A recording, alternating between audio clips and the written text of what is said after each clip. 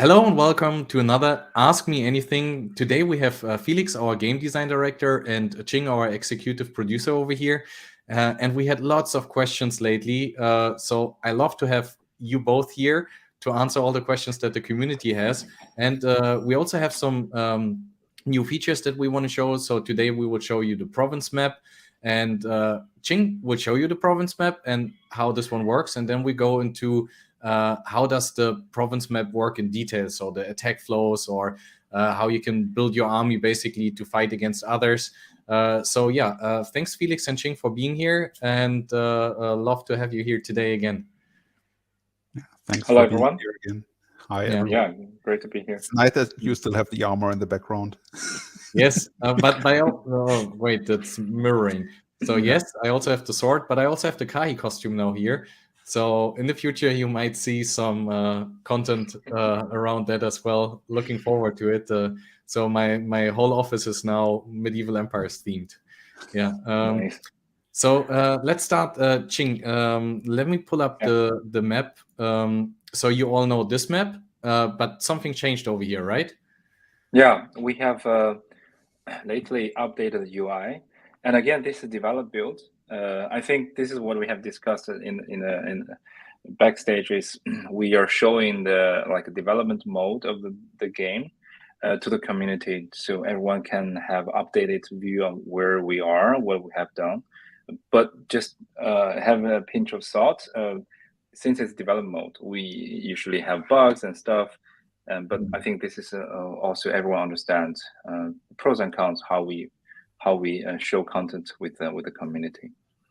This is the latest build. We have added some the province mapping. We have had changes on we call modules, all the across different modules, the world map, the province map, and the town module. There are a lot of new things, but today I think our focus is mainly on the province map. Here's only kind of show you the way to get there. There might be something new. Luke will call out. I could explain a bit, but I think the main focus still province map. Yeah. So I already see that the whole look and feel changed, and I think that's to keep it across all different modules the same, right? So that the UI on the town view is the same as same style, same feeling. Yeah, I love that. Yeah. So yeah, here it's a similar as we have on the showroom on website. You go into the province, North Ankara, and inside you have a lot of counties with different tiers. So let's. Do you have any preference to choose? I want the tier 5 land. Okay, tier 5, Mahala 9. Let's go here, and if you click on this tile, and it has this transition, and now going directly to our province map. These, I'm not sure how far you updated the community. I think probably as fast. They know everything. Yeah. Okay. So we already shown how the province map looked, but we have some updates. If you zoom out a little bit, now you see the textures on the outside. Maybe you can explain how this came to place as well. Yeah, so this is also within the team, we have a lot of discussions how visually we can present our county land. In this case, is one county with the visual focus. We're talking about the visual hierarchies, because when on this map, the main focus should be this land. However, there's around the margins. How do we present the best? There were a lot of options, solutions we discussed. For instance, like clouds, fog of wars. I saw a cloudy one, and I thought, like, why do we have so many clouds on the map? But I prefer this one. It looks similar to Game of Thrones or Lord of the Rings.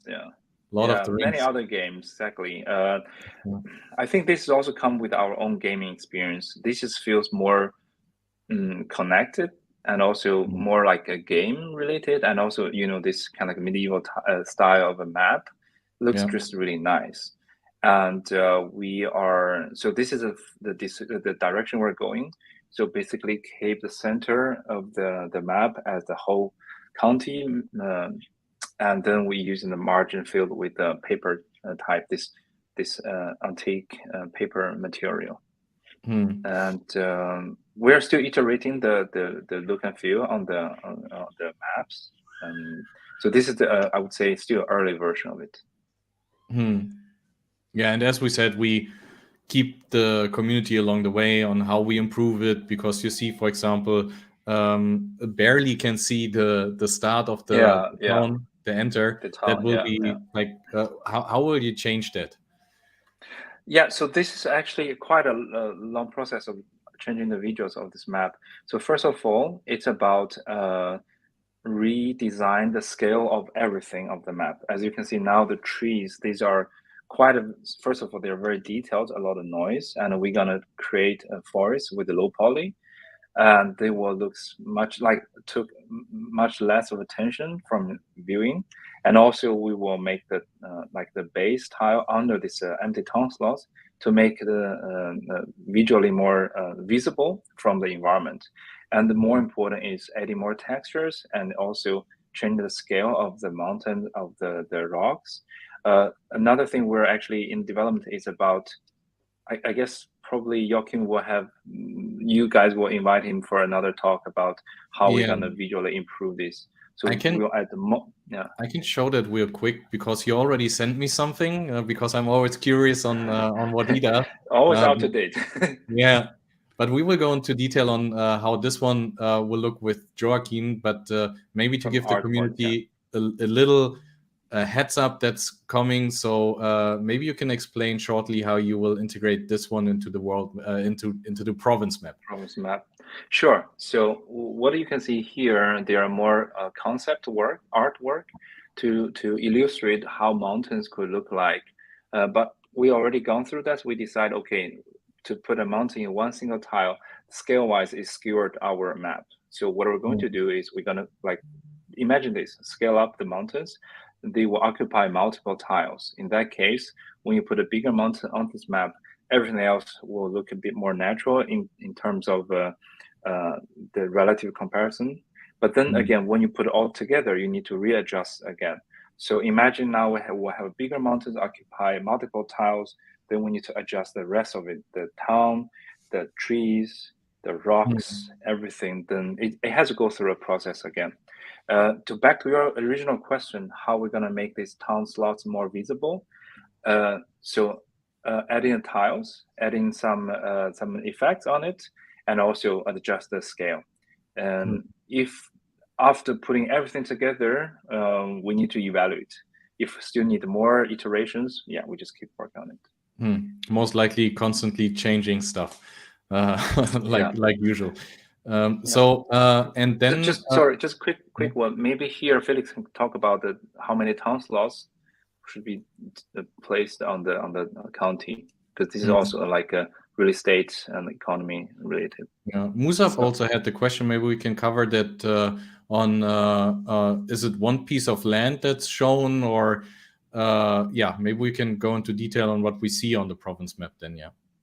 What you currently see is one county, which can have between 4 and 20 town slots. 4 and 16, sorry. So this is one of the town slots. This is one of the town slots, and we make sure that they have all a certain distance between each other, so that it doesn't look too cluttered on one point. There's another one. And actually, the plan in the future is that when you're on the province map, you can also potentially see neighbor counties directly. But we have to see what is technically possible, how many we can display at once, and also how we will limit the player in seeing them, because we want to have also interaction with the neighbor counties, not in terms of attacking other players, but in example, helping also each other, or showing dominance in the neighbor province, like when there are invaders there and the other one is not taking care, that you say, okay, then my troops are coming over and we take care about them over there, and we get the prestige and not you. So maybe I have to check who am I building next to. I mean, I have a land. I don't know who are my neighbors, but maybe I should check who my neighbors are, because they will be my friends or foes. So yeah, or you have multiple counties and have them next to each other. Then the people of your clan can help each other. okay, that's a So this cool is new also feature. planned. Yeah. It's planned. We have to see how we can implement it, but this is planned. Yeah, and also, you as a landowner, for instance, if I own this county, these all belong to me, right? And then I can choose one of the slots to set on my own town, and then I can rent out other town slots to other tenants, so other players can rent and pay tax accordingly. Yeah, that's cool.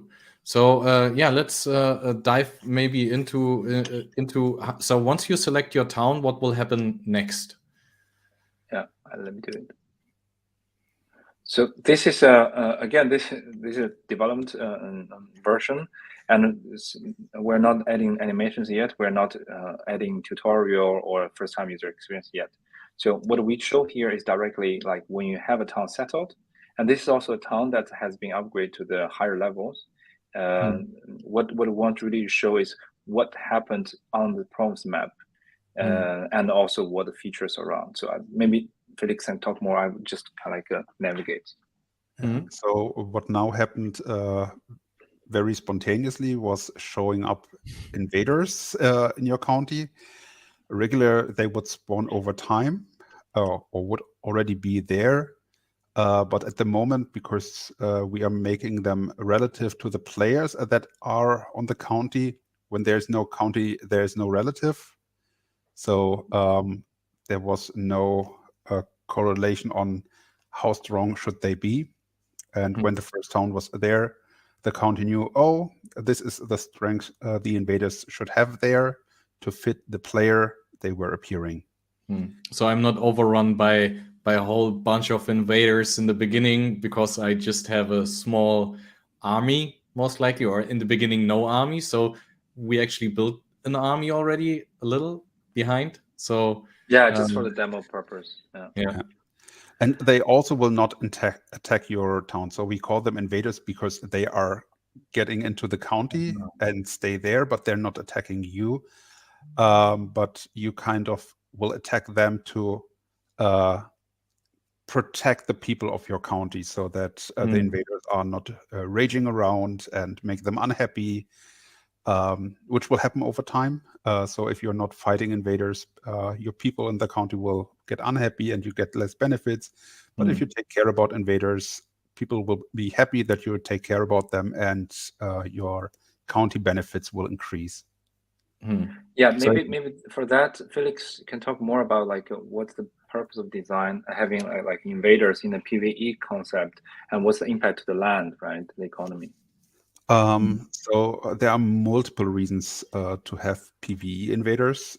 So one thing is players have something to do, and we can always make sure that it's a challenge that is fitting to their level. So if we would only do PvP here, we would have the problem that players are in different stages in the game. Like one played since a year, the other one played since a month, and they can't fight each other. It would be clear that a person who is there since a year would always win.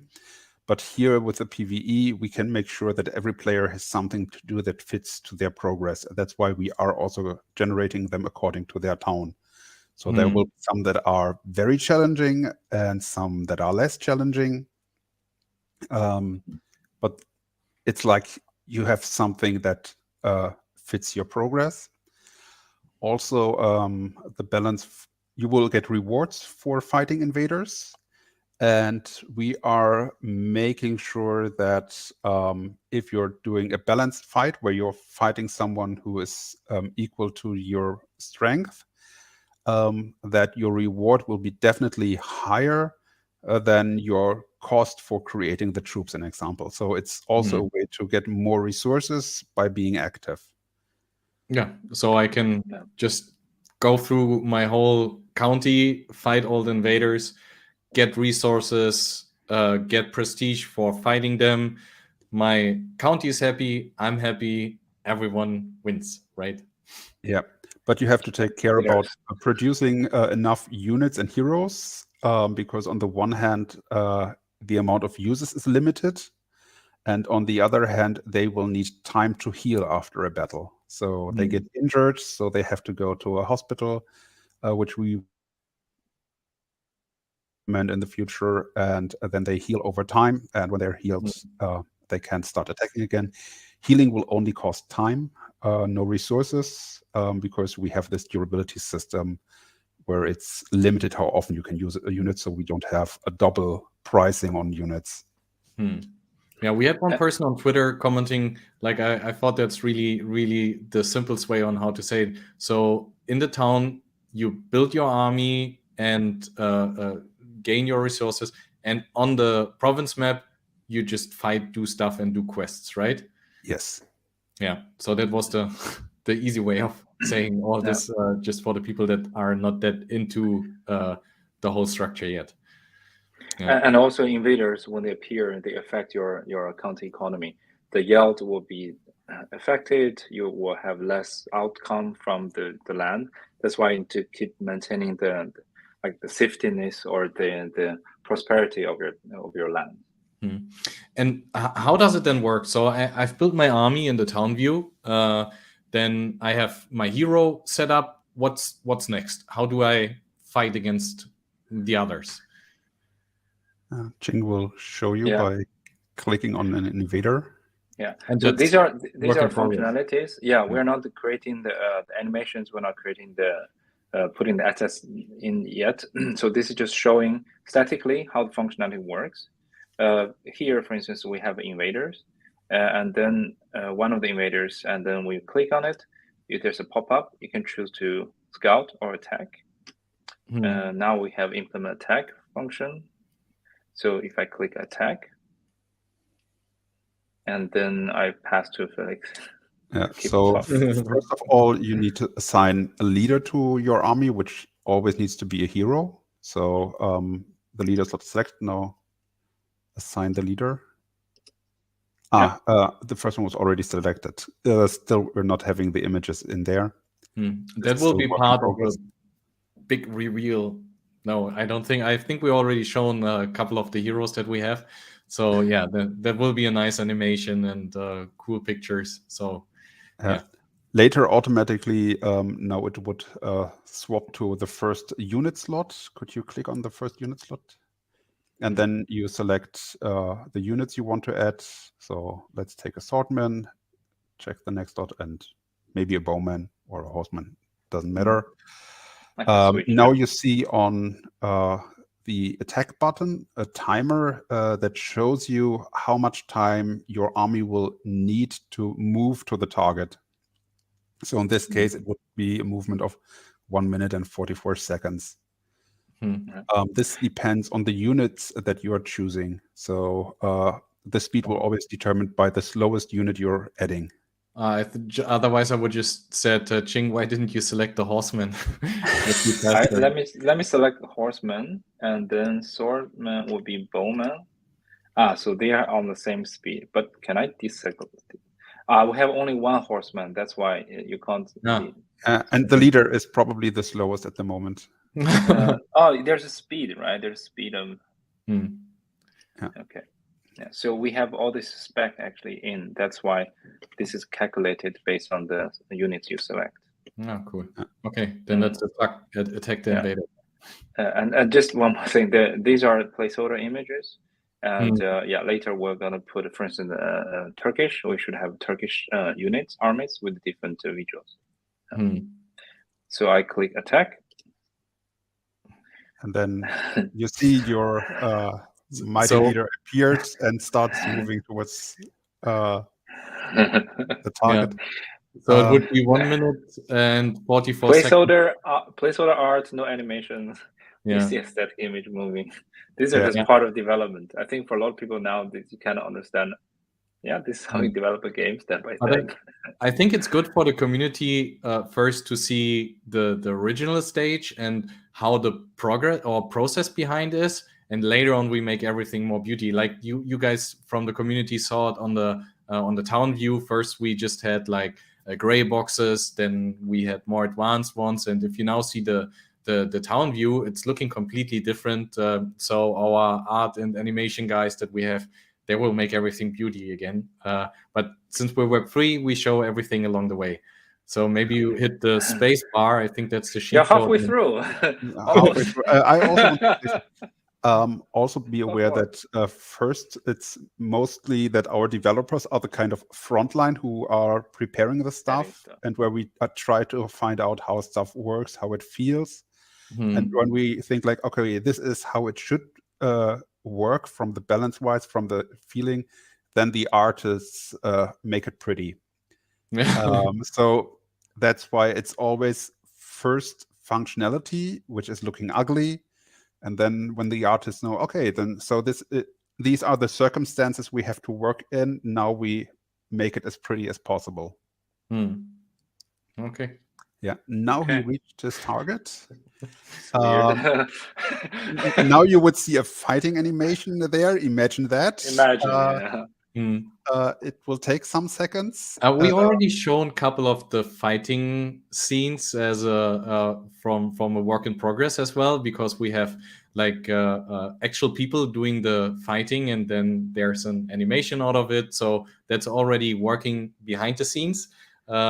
Not with this guy here, but we have actual people that can sword fight and stuff like this. So they saw it already. So the community already saw it on our social media. But now he's going back. Yeah, he's going back. He probably won. Two things are currently missing on implementation. One is removing beaten invaders. Ali is currently still working on it. That they also will be removed, and all other players in the area would also be able to know, oh, this invader is now gone, because you share it with the other people. And what we're also currently still not having is a messaging system where you could see now the battle report, which is informing you how wounded your units became during the battle, how big is your loot from the battle, and stuff like this. So this is currently missing. Yeah, I saw you already working on that. I saw some pictures. Yeah. But that's for another EMA. Maybe we can talk about other functions and designs. Yeah. Something that also will be here on the map regarding actions, to not only have those battles, which are something quick, is that we are going to add quests here.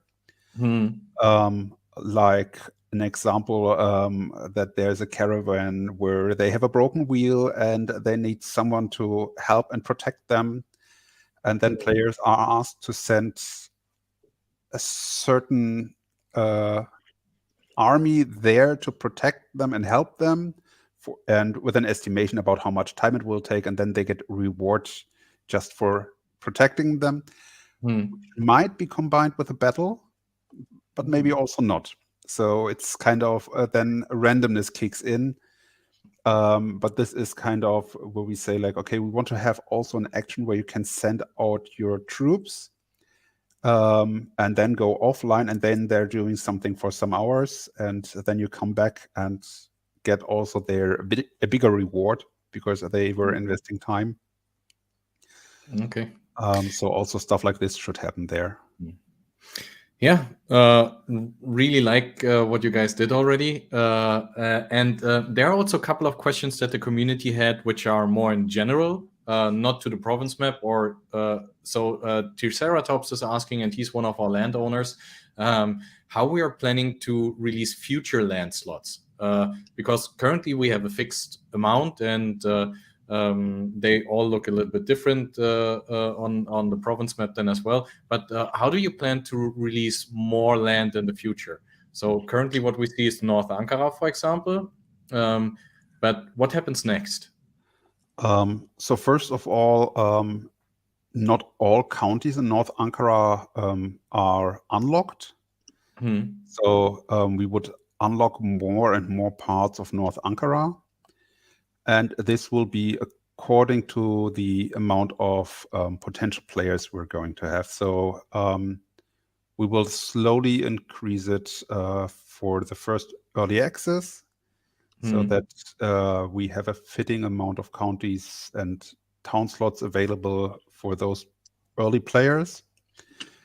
And then according to how many more players we see want to join the game, we will start to open up more land. In the beginning, it will most likely be that we just have to add those provinces and make them accessible.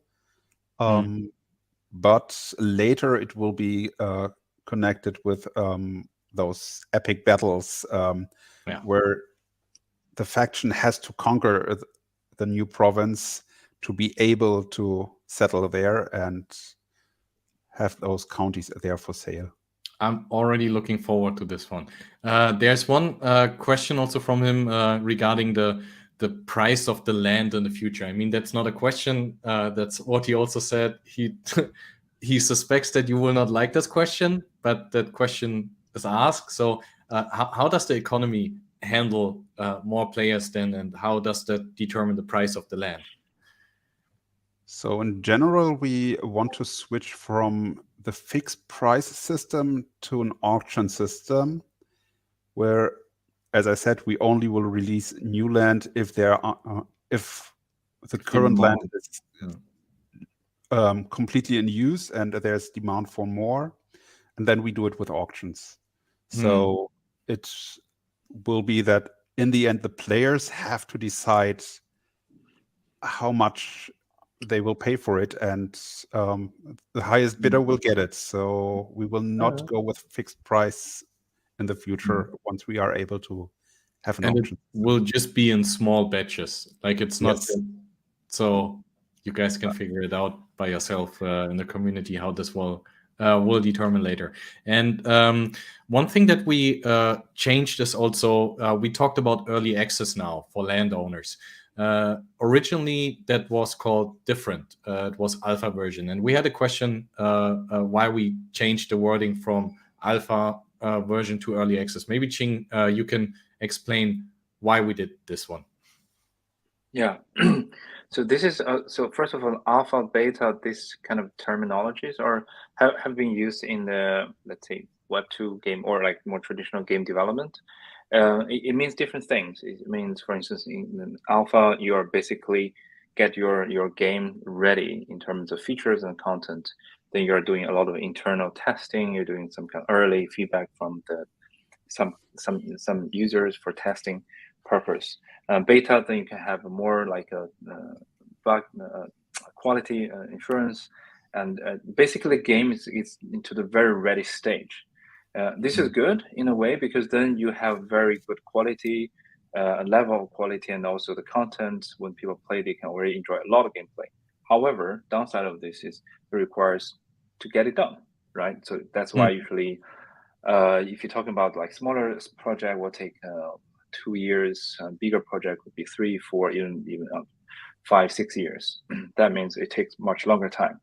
What we do different here is in the blockchain game development, we involve our community early. We show also our progress as we go, and that's why we think it's actually make more sense to adjust to use correct or more appropriate terminology for what we're going to show.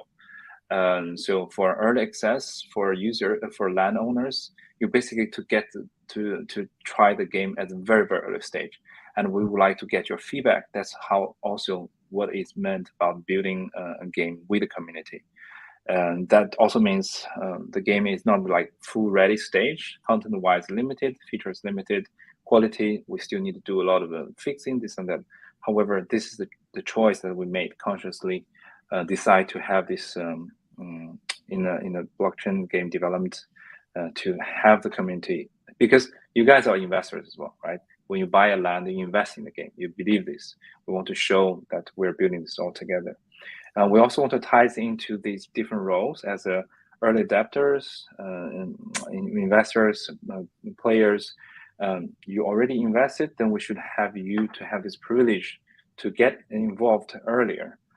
But also doesn't mean that we want to cut off all the other players out. It's just like in terms of when we can onboard for different type of users, because it also means what kind of features and content we need to prioritize. If we talk about open, like public access, then we need to consider a lot more in terms of features and content. Feature-wise, for instance, we need to have in tutorial, first FTE, first-time user experience, everything had to be planned out. Then that means scope will naturally be more. If you're early stage, if you already own the land, then we don't need to, like, for instance, prioritize the feature for like how to rent a land, right? Because everyone is landowner. So that actually has a reason why we turn this to appropriate terminology for it. Long story in short, to have a more for the purpose for blockchain development, involve community early, and build this together with you guys. And the timeline basically stayed the same. It's just the terminology that we have behind it and the rationale. Since we are Web3 and blockchain game, that's why we said, hey, we do it now more in this direction. Just one more thing to add. Also, another thing is about the gaming development nowadays become a more, especially for our games, it's a game as a service. I think I mentioned this earlier in other talks. We're building this game, we're evolving the games as we go. We're not just saying, okay, this is done, we're not doing anymore, just do some maintenance, that's it. No, we're going to continue building more stuff, continue building more content, adding more features, adding more lands, doing more changes based on the feedback from the community. Yeah, and we have a lot of feedback. And I think once we have the game out and the landowners playing it, and then the public access, I think you will get so much feedback that you will have a lot of things you can think about then. And later mobile as well, we have a very long backlog. Yeah. And as the community sees as well, it's constantly improving. And we will do those AMAs like over the whole duration. Do you have anything that you want to add before we finish here? No, I think I'm quite clear. Yeah, that's already over 30 minutes. So for everyone that stayed until the end, thanks for joining. If you have more questions, drop them in the comments below.